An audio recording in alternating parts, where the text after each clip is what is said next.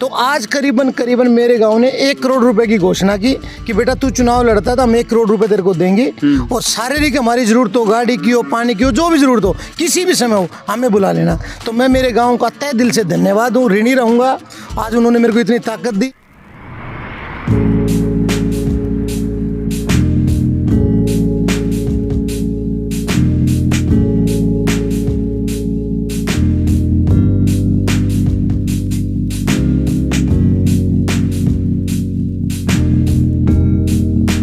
दोस्तों नमस्कार, प्रथम गूंज देख रहे हैं आप। मैं हूं आपका दोस्त त्रिदेव। इस वक्त जाटू लहारी गांव में मौजूद हूं। बवानीखेड़ा हलके का बेहद प्रसिद्ध गांव माना जाता है। यहां से काफ़ी सारे अफसर निकले हैं, राजनीतिक संबंध लोगों के काफ़ी सारे हैं।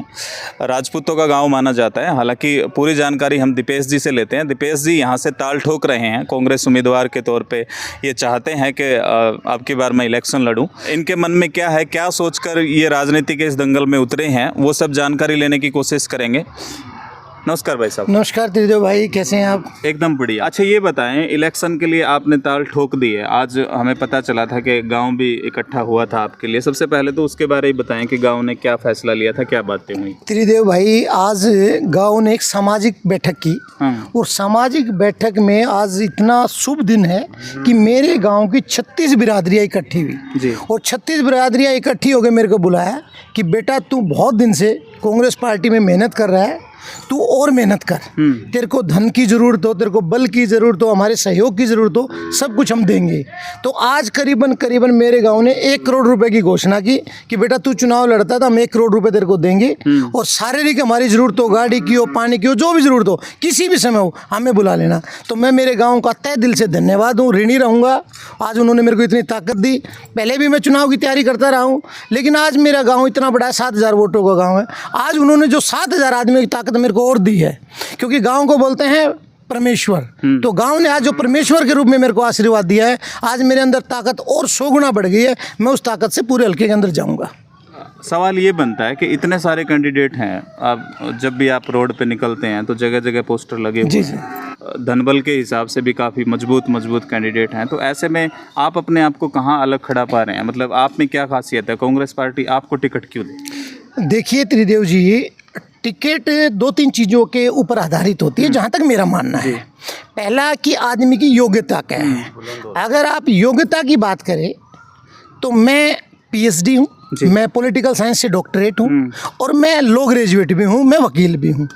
तो मुझे नहीं लगता कि बवानीखेड़ा के अंदर कोई भी मेरा दूसरा साथी जो टिकट मांग रहा है वो डॉक्टरेट हो।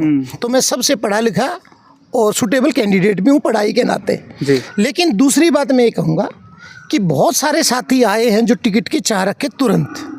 पार्टी कांग्रेस पार्टी का हमेशा से एक सिनेरियो रहा है कि जो आदमी कांग्रेस पार्टी के लिए जिसने कुछ किया हो, मेरी तो पता नहीं 4थी या 5वीं पीढ़ी है जो कांग्रेस से है, क्योंकि मेरे तो DNA में कांग्रेस है और DNA कांग्रेस के लिए हम काम करते रहे हैं। मैं टिकट क्यों दावा मजबूत है मेरा।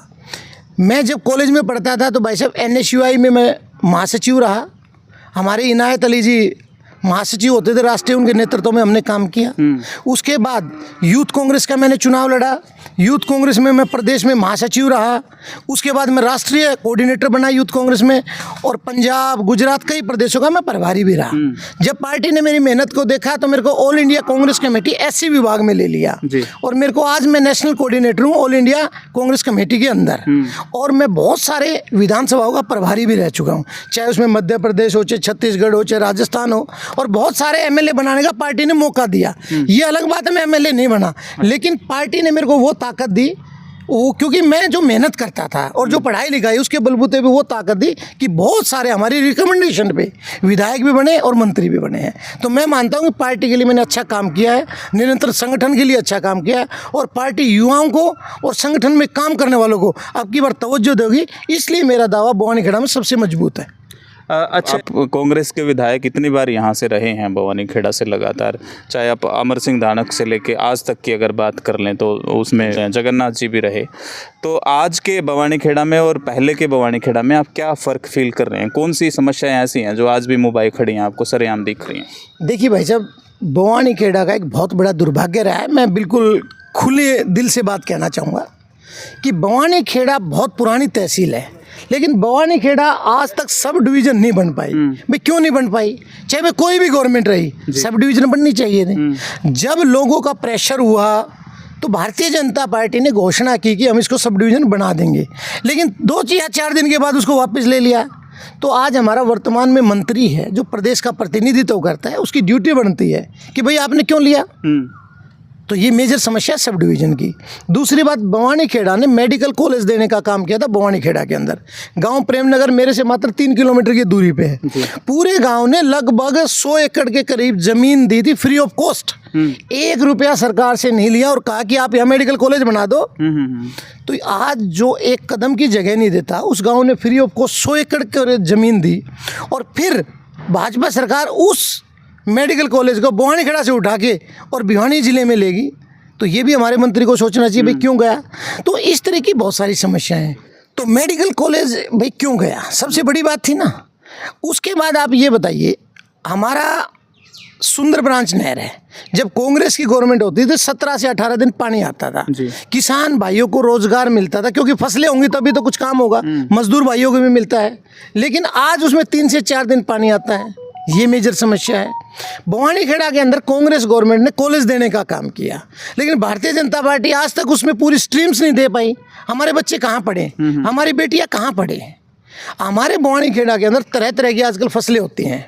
हर गांव में कहीं खेती है, में जीरी है, कहीं गन्ना है, कहीं कपास है, बहुत सारी फसलें हैं, लेकिन उनकी यूटिलाइज कहाँ हो। तो उसके लिए बवानी खेड़ा में एक IMT बननी चाहिए। अच्छा। क्योंकि IMT का मतलब है इंडस्ट्रियल मॉडल टाउन।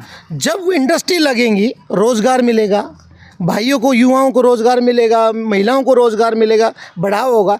तो इस तरह की बहुत सारी समस्याएं हैं। और अगर आपका कैमरामैन थोड़ा सा इधर घुमा दे तो आप ये देखिए, ये मेरे गांव की बहुत पुराना वाटर बॉक्स है। इसके अंदर पानी का स्तर देखिए आप। आज जहाँ पानी की ज़रूरत है, लोगों को पीने के लिए पानी चाहिए, नहाने के लिए पानी चाहिए, आप इस जल घर के अंदर पानी नहीं है। आप इसकी व्यवस्था देखिए, सारी टूटी पड़ी है। चारों तरफ से भारतीय जनता पार्टी स्वच्छता का ढोल पीटती है कि स्वच्छ अभियान, स्वच्छ अभियान। कहाँ है स्वच्छता? आप ये देखिए, ये वाटर बॉक्स है, यहाँ से लोग गुजरते भी हैं। अगर यहाँ कोई सांप निकल आए, कोई जहरीला बिच्छू निकल जाए, तो कोई आदमी मर जाए, तो स्वच्छता का ढपोसला। हमारी बहनों को कहते हैं कि बेटियों को सुरक्षित करना है, लेकिन दिन पर दिन देखते हैं सरेआम गोलियां चलती हैं। आप पहले बवानी खेड़ा में देखिए, कल भिवानी में देखिए, 4 दिन पहले हांसी में हुआ। तो ये सब के सब ना बीजेपी के ढपोसले हैं। तो बीजेपी टोटली फेल हो चुकी है अपने कामों में। और हमारा विधायक तो भाई साहब दूरबीन लेके ढूंढो ना आप, तब भी नहीं मिलता। विधायक को तो एक चीज़ लगती है, भाई तू मंत्री बन गया, चंडीगढ़ में कोठी मिल गई, इससे बाहर मत निकलना। क्योंकि उसको ऐसा लगता है कि ये कोठी अब सारी जिंदगी तेरी रहेगी। अरे भैया, ये कोठी बवानी खेड़ा की जनता की दी हुई कोठी है। अगर आप अच्छे काम करोगे तो ये जनता परमानेंट कर देगी, चाहे वो आपको दे चाहे किसी और को दे। और नहीं तो ये बदलते हुए भी टाइम नहीं लगाती। तो आने वाले 2 महीने में वो कोठी तो बदलने वाली है और उसको पता चल जाएगा धरातल पे क्या हो रहा है। दीपेश जी, आप एडवोकेट हैं, और किरण चौधरी जब वो गई थी ना पार्टी से, तो उन्होंने एक बयान दिया था कि जो संविधान ख़त्म करने की बात कांग्रेस करती थी ना, वो तो मतलब एक झूठ था, वो तो हम झूठ फैला रहे थे। आप क्या कहेंगे इस पे? देखिए भाई साहब, संविधान खतरे में है, ये आप लोग भी देख सकते हैं। एक सीधी सी सवाल करता हूँ मैं किसी ने क्या कहा नहीं कहा, मैं उसमें नहीं जाना चाहता, लेकिन एक चीज़ आप देखिए, जो कॉन्स्टिट्यूशनल इंस्टीट्यूट हैं, अगर आप उनको बेचोगे तो उसका मायना क्या रखता है? जब आप हाई कोर्ट और सुप्रीम कोर्ट पे जजेस के ऊपर ये कहोगे कि ये फैसला दीजिए, उसका इशारा किसकी तरफ जाता है? आप गवर्नमेंट कॉलेज को, एजुकेशन को प्राइवेटाइजेशन करेंगे, उसका इशारा कहाँ जाता है? तो ये सब संविधान बिकने के ही साधन है ना भाई साहब, ये संविधान को तोड़ने का ही साधन है ना। आज पूरी इंडिया के अंदर मैक्सिमम दलित समाज ने, जिसके अंदर बहुत सारी बिरादरियाँ हैं, वो पहले कांग्रेस का परंपरागत वोट रहा, लेकिन जब उनके खिलाफ कांग्रेस पार्टी ने यह काम किया या उनकी तरफ ध्यान नहीं दिया, तो उनसे खिसक गए और भाजपा की तरफ चले गए। लेकिन जब उन्होंने 10 साल का राज देखा और उनको ये पता चला कि यार ये तो हमारे संविधान को भी खतरा कर रही है, ये हमारी मूलभूत सुविधाएं भी पूरी नहीं हो सकती, हमारे मौलिक कर्तव्य भी पूरे नहीं हो सकते, तो उन्होंने दोबारा से पलटी मारी और वो दोबारा से कांग्रेस की तरफ आए। तो आज उन्होंने बीजेपी को अपनी औकात दिखा दी। जो 300 पार कह रही थी वो कहाँ पे लाके खड़ी कर दी, 400 पार कह रही थी। तो इसलिए भाई साहब संविधान खतरे में है, निश्चित तौर पर है। क्योंकि बीजेपी से आप कभी काम की बात करके देखना, वो काम की बजाय आपको धर्म पे ले जाएंगे, वो धर्म की अगर बात करोगे तो आपको जाति पे ले जाएंगे। तो इस तरीके से बांटने का काम करता है। और हमारा संविधान धर्मनिरपेक्षता की बात करता है कि सब धर्म एक समान, सबको मिलके चलना चाहिए, जो किसी भी जाति का हो, किसी भी धर्म का हो। अच्छा, गांव इकट्ठा हुआ था, आपका एक तरह से आशीर्वाद, गांव ने तो टिकट घोषित कर ही दी है आपकी। यदि जनता आपको मौका देती है, भगवान की कृपा से आप एमएलए बन जाते हैं, तो प्राथमिकता के तौर पे कौन से काम आपके ध्यान में है जो सबसे पहले आप करना चाहिए? देखिए त्रिदेव भाई, मेरे पिताजी बवानीखेड़ा ब्लॉक समिति के चेयरमैन रहे। ब्लॉक समिति के चेयरमैन का एक दायरा रहता है, क्योंकि जो जहाँ उस क्षेत्र के चेयरमैन होते हैं वहीं तक काम कर पाते हैं। मेरे मन में भी टीस और मेरे पिताजी के मन में भी एक टीस थी कि बवानीखेड़ा विधानसभा जो बहुत पुरानी तहसील है बवानीखेड़ा, आज तक वो सब डिवीज़न नहीं बन पाई जी। तो मेरी पहली प्राथमिकता रहेगी, अगर मुझे मौका मिलता तो सभी डिवीज़न बने। सेकेंडरी मेरा रहेगा कि हमारे बवानीखेड़ा के अंदर बहुत सारे खिलाड़ी दिए हैं, चाहे आप कुश्ती के प्लेयर की, कबड्डी के प्लेयर की बात करें तो अलगपुरा की बात कर लो, कुंगड़ बहनी की बात कर लो, फुटबॉल की बात करो तो आप जाटू लुहारी की बात कर लो, आप तिगड़ाना की बात कर लो, हॉकी की बात करो तो, कालवास की बात करो तो हमारे विजेंद्र बॉक्सर की बात करो तो ये बवानीखेड़ा ने सब दिए हैं। तो इतने अच्छे खिलाड़ी, और आगे और नर्सरी बन रही है, तो बवानीखेड़ा के अंदर एक स्पोर्ट्स यूनिवर्सिटी होनी चाहिए, चाहे वो डीम्ड यूनिवर्सिटी हो, तो एक यूनिवर्सिटी बनाने का काम करेंगे। बवानीखेड़ा के अंदर एक IMT बनवाने का काम करेंगे।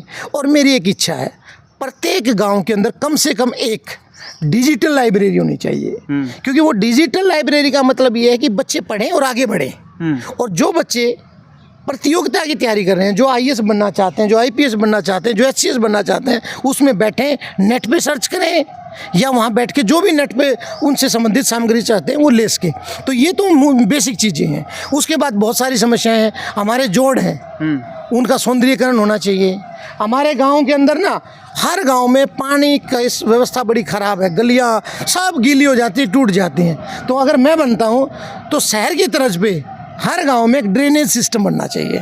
उस ड्रेनेज सिस्टम से पानी अच्छे रूप से निकले ताकि बीमारियां ना फैलें, क्योंकि लोग बीमार बहुत होते हैं। तो इस तरीके की बहुत सारी समस्याएं भाई जी। दीपेश जी, देखा जाए लोकसभा के जो नतीजे रहे उन पे अगर थोड़ा सा नज़र डालें तो जयप्रकाश जी जो जीते हैं बवानीखेड़ा से, मामूली शायद 285 या 82 वोटों से जीते हैं, तो इतना अंतर, कोई ज़्यादा अंतर नहीं होता है। तो ऐसे में आप कहाँ उम्मीद देख रहे हैं, कांग्रेस के लिए कहाँ संभावनाएं आपको नजर आ रही हैं बवानीखेड़ा? देखिए भाई साहब, मैं आपकी बात का समर्थन करता हूँ। जयप्रकाश जी मात्र 282 वोटों से जीते हैं, और कभी भी किसी को अंधेरे में नहीं रहना चाहिए। भारतीय जनता पार्टी का जो प्रत्याशी था लोकसभा का, वो भी कमज़ोर प्रत्याशी था, और जो विधानसभा का MLA रहा उसके भी लोगों के एंटी कम्बेंसी, और लोग उसको भी पसंद नहीं करते। लेकिन उसके बाद भी लगभग बराबर कांग्रेस और भारतीय जनता पार्टी। तो भारतीय जनता पार्टी को हम कमज़ोर तो नहीं कह सकते, लेकिन ये मैं दावे से कह सकता हूँ, अगर कांग्रेस पार्टी किसी अच्छे उम्मीदवार को, पढ़े लिखे युवा उम्मीदवार को, किसी समझदार साथी को जो निरंतर लोगों के बीच में रहता है, उसको टिकट देगी तो निश्चित तौर पे जीतेगा। क्योंकि लोकसभा का सिनेरियो अलग होता है, विधानसभा का सिनेरियो अलग होता है। विधानसभा में विधानसभा स्तर के मुद्दे जो होते हैं वो हावी होते हैं। तो जो विधानसभा में लोगों के बीच का साथी अगर कांग्रेस पार्टी देती है तो निश्चित तौर पे विधानसभा में बवानीखेड़ा जीतेगी। अच्छा, दीपेश जी को अगर कांग्रेस टिकट नहीं देती है तो दीपेश जी का स्टैंड क्या रहेगा? देखिए भाई साहब, मैं आपको पहले बता चुका हूँ, मेरी कई पीढ़ियों से हम कांग्रेसी हैं, और मेरे DNA में कांग्रेस है, और मैं कांग्रेस के संगठन का आदमी हूँ। कांग्रेस पार्टी का शीर्ष नेतृत्व, चाहे हमारी कुमारी शैलजा जी हो, चाहे और बहुत बड़े नेता हैं, कोई भी हो, जिस भी साथी को बवानीखेड़ा से टिकट देती है, हम कांग्रेस पार्टी के पक्ष में काम करेंगे, कांग्रेस पार्टी को जिताने का काम करेंगे। अच्छा, कोई बड़ा कार्यक्रम आपने सोचा हो शैलजा जी को बुलाने का या भूपेंद्र हुड्डा जी को बुलाने का, कोई ऐसा कार्यक्रम आपने सोचा है? देखिए भाई साहब, आज मेरे गांव ने 36 बिरादरी ने मिलके एक पंचायत की, उस पंचायत में मेरे को और ताकत देने का काम किया, तो उस ताकत से मेरे को और हौसला मिला है। तो निश्चित तौर पे अब पूरे गांव के साथी मिलके मेरे हलके में हम जाएंगे, हर गांव में जाएंगे। मैंने पीछे एक बवानीखेड़ा ब्लॉक स्तर पे, सिर्फ बवानीखेड़ा ब्लॉक के अंदर जो गांव आते हैं उनके साथियों की मीटिंग की थी, उनका भी एक ही फैसला था कि हम सब गाँव में चलते हैं। मेरा गाँव भी बढ़ गया, तो हम सब गाँव में जाके निश्चित तौर पर एक बहुत बड़ी रैली करने का काम करेंगे। जैसे ही शैलजा जी को समय लगेगा और हमारे और शीर्ष नेतृत्व उनको समय लगेगा, समय लेके हम एक बहुत बड़ी रैली करेंगे। अच्छा, कोई खास संदेश जो अंत में हमारे दर्शक जो देख रहे हैं बवानीखेड़ा के खासकर जो? देखिए त्रिदेव भाई, मैं पूरे प्रदेश की जनता को और बवानीखेड़ा की विधानसभा की जनता को हाथ जोड़ के नमन करता हूँ, नमस्कार करता हूँ। और मैं आप सबको कहना चाहता हूँ, ये आने वाला जो विधानसभा चुनाव है, ये कांग्रेस पार्टी का और भारतीय जनता पार्टी का चुनाव नहीं है। ये चुनाव युवाओं के भविष्य का चुनाव है। ये चुनाव आपकी मूलभूत सुविधाओं का चुनाव है। ये चुनाव सच का चुनाव है, क्योंकि भारतीय जनता पार्टी झूठ और जुमलेबाजी करके बहकाने में एक नंबर की पार्टी है, जिन्होंने देश को आज इस स्थिति पे लाके खड़ा कर दिया, हरियाणा को आज इस स्थिति पे लाके खड़ा कर दिया। अगर आपको अपने बच्चों का भविष्य सुरक्षित रखना है तो आने वाले समय में कांग्रेस पार्टी 90 के 90 विधानसभा में जिस साथी को भी टिकट दे, आप उसका साथ दें, कांग्रेस पार्टी को जिताने का काम करें। तो दोस्तों, दीपेश सारसर को आपने सुना, पेशे से एडवोकेट हैं और काफ़ी सालों से राजनीति में निरंतर अग्रसर हैं, एक्टिव हैं। और ये इंटरव्यू आपको कैसा लगा हमें कमेंट बॉक्स में ज़रूर बताएं। इस वीडियो को ज़्यादा से ज़्यादा शेयर कर दें। शुक्रिया, धन्यवाद, जय हिंद।